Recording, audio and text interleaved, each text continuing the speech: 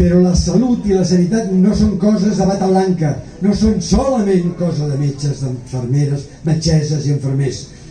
La salut i la sanitat és necessàriament dels titulars de la salut i la sanitat, i els titulars és el poble, els titulars és la ciutadania, i si no hi ha participació ciutadana no hi ha salut ni hi ha sanitat pública.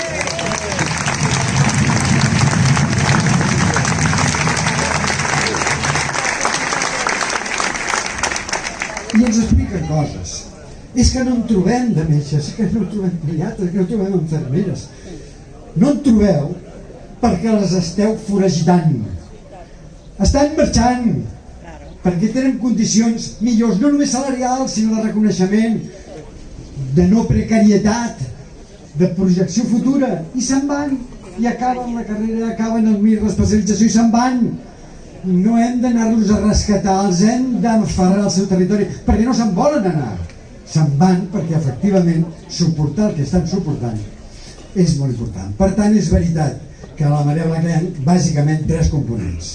Un és el component, efectivament, de la ciutadania. L'altre seria el component dels activistes que estem en la batalla continuada, i una tercera és dels treballadors, treballadores professionals de la salut i de la sanitat.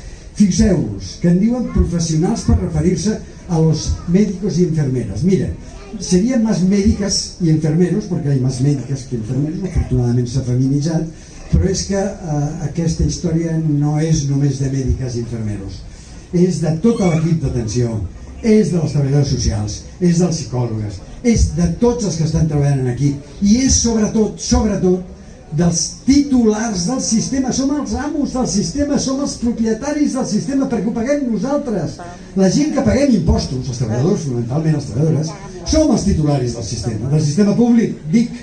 Per tant, no podem consentir que ni un euro del sistema públic entri en això que en diuen col·laboració público-privada, que col·laboració público-privada vol dir ficar la mà en el calaix del dinero de ingreso público, despistar-lo a través d'una sèrie d'enginyeria financera i acabar en els calaixos de beneficis de les entitats privades.